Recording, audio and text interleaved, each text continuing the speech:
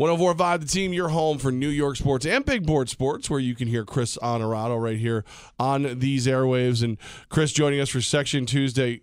Goz said to me, hey, it's like halfway through the high school football season. And I went, no, it's not, you liar. Is he a liar? Please tell me he's a liar. He's not a liar. Yeah, no, we are exactly, we're halfway through. I mean, the last regular season Friday night is October 20th. So we're 4 down. 4 to go here for most teams. It's crazy. It's crazy. And this week is always a little bit of a different week because of Yom Kippur, the Jewish holiday. So we're going to have some teams playing Thursday night. Some teams will stay with the Friday night game when the holiday at sundown is observed. And then some teams will still play Saturday with the holiday ongoing. So it's a moving schedule here this week. If you are a high school player and you're playing on a Thursday night, that's got to feel like a Monday night football game. I know Friday nights are great, but a little extra, a little something different for the young players. Yeah, and we talk. How often do we talk about short weeks, right? I mean, I think we're all just so used to routine. You're going to play on Friday night, okay? But in a lot of ways, I think you build up for this, far enough in advance, obviously, and then it gets you a little bit of a break on the back end going into what would be Game 6 for those teams that play Thursday night. So, yeah, I think it's cool, too. It's a little different. Maybe you find a way to not go to school the next day. Seniors especially. Yeah. That's not a bad thing. You know what I mean? Hey, game was late. I didn't get home till whenever. That would be. I think I'd be the terrible parent. Hey, you win, you stay home. You lose, you go to school. That's good. Hey, you want motivation? Right. There it is for you. Right. Winners sleep in, son. Yeah. They're at the halfway point right now. Is there one team, whether it be the AA level all the way to the D level, where maybe they started off rough, but this second half of the season, you look at them and think, hey, this team can still make a run towards the playoffs? I'm going to be honest. I think 4 games in, we know a lot about what we're going to see pretty much in every single class when you get to the Super Bowl. Like, I would feel comfortable making some predictions for Super Bowl matchups in just about every single class right now. The one game that is going to be off the charts, and it usually is, and Closer's probably within earshot on this, Mechanicville-Stillwater is always a great game, the Indian Bowl.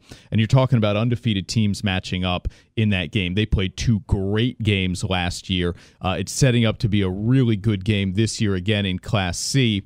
But honestly, in the AA, I mean, Saratoga and Shaker seem to be the class of that class, if you will. Now, Colony's 4-0, which I think has surprised a lot of people. Maybe a little bit of product of the schedule, and we'll find out when they have to play Shaker.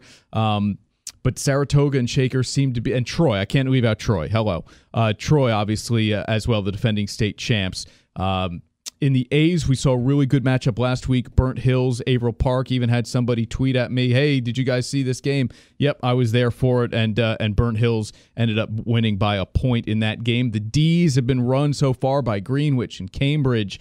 Hoosick Valley down there now as well is going to be a tough out in the D's. I feel like we have a pretty good pulse 4 games in as to what every single team is and what each class is, even when you project out to the Super Bowls, and of course can't leave out Glens Falls and the Bees. Now, am I correct that Probably Colony not. hosts Shaker this year? Yes. Yeah. So what's up? That's as you know, for the Cup. Well, yeah, and they just stomped on Colony last year. Mm-hmm. So I think now that's a home and Colony's tasted some success, they'll take Shaker down this year. So you go back to the roots. Despite now because I know my kids, the tax dollars going into the Shaker school system. If she was listening, I would totally be like, "Let's go Bison!" But she's not listening. It's all Raiders, baby. It's going to be tough for the Raiders. It's easy. It's easy for me to jump back and forth, like you said, because I got the tax dollars on one side and. I believe if you dig deep enough into my attic, there's like letters. There's like a couple C's up there with like pins on them. But you have to really dig. Really, really dig. Chris Onorato with us, Big Board Sports, of course, News Channel 13. So with high school football, in the home stretch, what else? What's got you out driving around? Because I know they never let you stay in the building. Athlete of the week always. Shout out to Fidelis Care for helping us out there. Hockey season starts Saturday. College hockey season starts Saturday. Union and RPI open their season Saturday night. So this is where the confluence of fall and winter sports come together. We'll be talking about college basketball season here in no time as well. But we had ECAC Hockey Media Day yesterday. Union picked to finish 6th. RPI picked to finish 10th. Everybody seems to think Harvard is the class of the ECACs this year. They're at the top in a preseason poll. As we know, preseason polls mean nothing. Union was picked, I believe, last year. Don't quote me on it, 8th, maybe even as far down as 8th, and they end up winning the thing. So that's how much stock anybody really ever puts in a preseason poll. Now, all that being said, let's ask the most important question. Aaron Judge MVP? Yeah. And I've been on it for maybe a couple of weeks now that I think because of the way he's rebounded in September, 13 home runs going into tonight's game, that he should win MVP. I mean, look, a terrible stretch in July and August, where in the month of July he was hitting, I think, .230, August, .182. But for this 25-year-old kid to come back the way he has, and I know they're not going to win the division, and maybe people are going to put more stock in that, and so Altuve gets your vote. That's fine. But what Aaron Judge has been able to do here to close out the season, set a rookie home run record, to me, he's the MVP. I mean, we're talking value here, right? And I know you can't just extract any old player off a team and say, yeah, they'd still make the postseason because the Astros, maybe they don't without Altuve. Well, I know for sure the Yankees are nowhere near this current position without Aaron Judge. I'm with you two as well that Judge should be the MVP, but Levack and I found an issue which could possibly come awry, and that's the two sets of baseball sports writer guy. And we're trying to figure out which one's worse. The old school traditionalist of, well, he won the Rookie of the Year, so he can't win the MVP, like that guy, or the sabermetric. Well, clearly he has not done quite enough, and with Altuve, he just height versus production, he is way higher on my scale. That plus Trout in his WAR. Like, are those guys? Are these your old guy voices? That's my nerd. That's your nerd. That's your sabermetric guy. Can okay. those guys ruin it for Aaron Judge? Yeah, I agree. I mean, just looking on the surface, and look, obviously here in the Capital Region, I see more Yankees games. We listen to more Yankees games. We talk more about Aaron Judge than we do Jose Altuve, and I get that.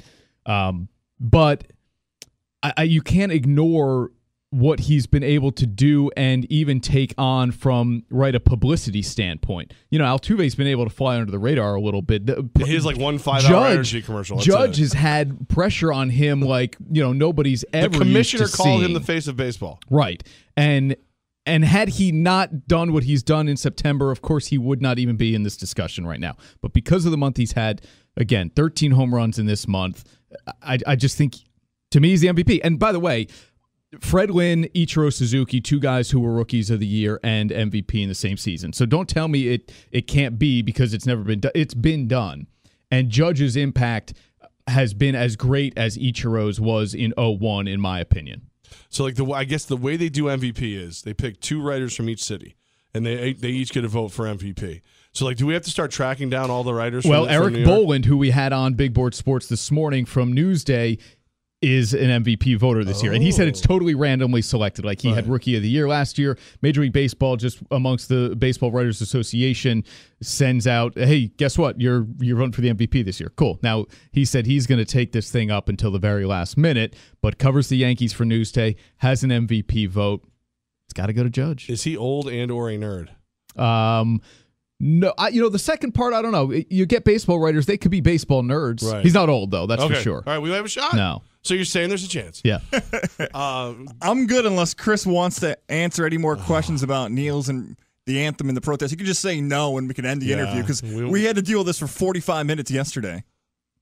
Well, I mean, I had some people cursing at me on Facebook yesterday over my position that I made known on News Channel 13 during our 4 o'clock newscast.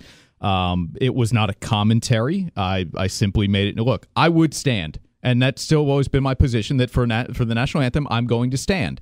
I would not choose the national anthem to protest or to demonstrate. That said, has this been an incredibly effective form of protest?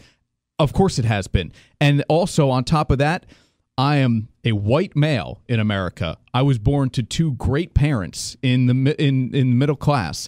I have not had to deal with the societal, financial issues of many African Americans in our country. So for me to say, oh, well, you have to stand. No, I'm not in any position to tell somebody what they should or shouldn't do. I don't see it as disrespectful to the military for the people who do think it is. Guess what? They're always going to hold that position, and that's okay too. If we can't have a discussion about this with some respect and civility, well, then we're never going to get anywhere. And that's the biggest issue to me, is that you make a position known and everybody just wants to shout at you and tell you you're wrong, as opposed to trying to understand why you feel that way. It does seem like, as the old man in the room, like it seems more like politics never been comfortable to talk about. But no, it seems and race almost is impossible. not. But guess what? Yeah. But I'm saying, like, it almost seems impossible nowadays. Like you said, like if I say, no, Chris, you're wrong. You got to stand. It's for the flag, because that's how I feel. Sure. Then you and I either have to start screaming at each other or go right to Twitter and call each other names. Right. Like that's how it's done nowadays. Yep. Instead of just having like well, this is why I believe what I believe. Well, this is why I believe what I believe. Right, and let it be that. Right. Well, man, stop making sense. You can't be on the show if you're going to make sense, Chris. I know, it doesn't draw ratings. I believe it was a great interview with Chris Onorato is what I believe. I believe it was terrible. No, I just want to disagree. I'm just contrary. Chris, thank you as always. Thanks, boys.